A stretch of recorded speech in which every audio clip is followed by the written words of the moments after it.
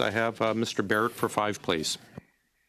So, Ms. Clark, when we left off, I had asked you about ministerial accountability because we have seen a situation where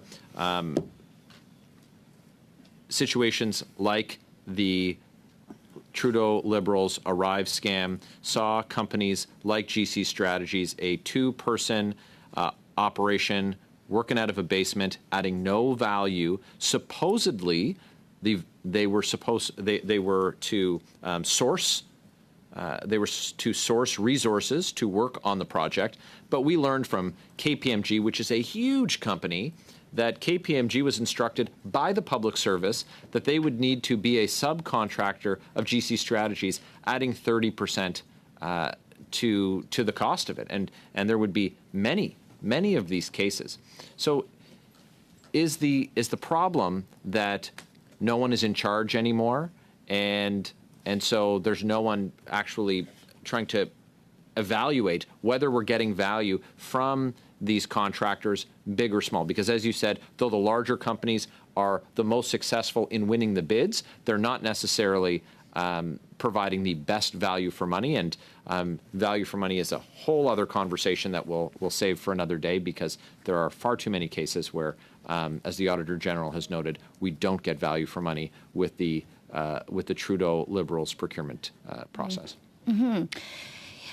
So I think the point around holding ministers to account for these kinds of failures is really important, and something that we've seen in other jurisdictions where we've had massive change in thinking about how to work with vendors and how to manage digital initiatives more generally. It's usually because there's been a big political scandal and somebody's was on the line, someone and was held to account, and there was a clear point of ministerial kind of ownership. This is a challenge in the Canadian case in that we have muddied ownership of all these questions, right? So you've got, first of all, many departments involved, like Public Services and Procurement Canada, Treasury Board. Now we have the Minister of Citizen Services, Shared Services.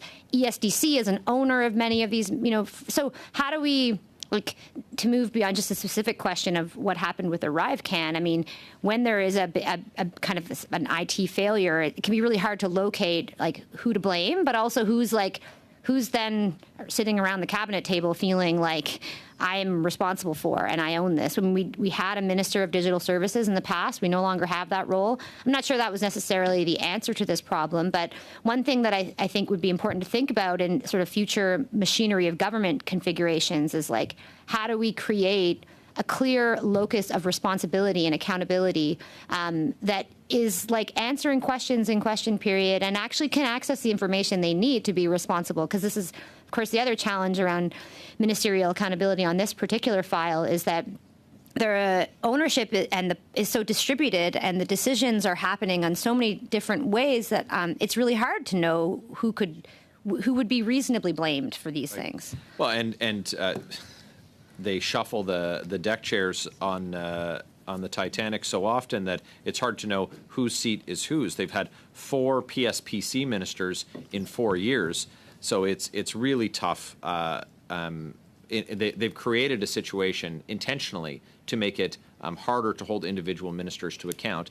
And this Prime Minister has established a system where no one is held responsible in spite of their failures. He doesn't fire the ministers when they break ethics laws, and he doesn't fire them when they fail Canadians.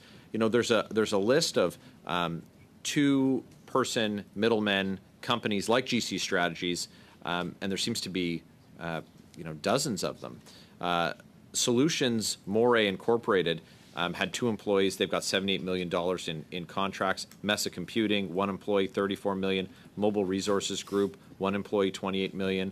Access Corporate Technologies, 2 employees. They got $9 million. Hackett Consulting, 1 employee, $8 million. They must have been really working overtime. What real value have they provided to Canadians for these hundreds of millions of dollars? Isn't it easy to say that they've provided no value?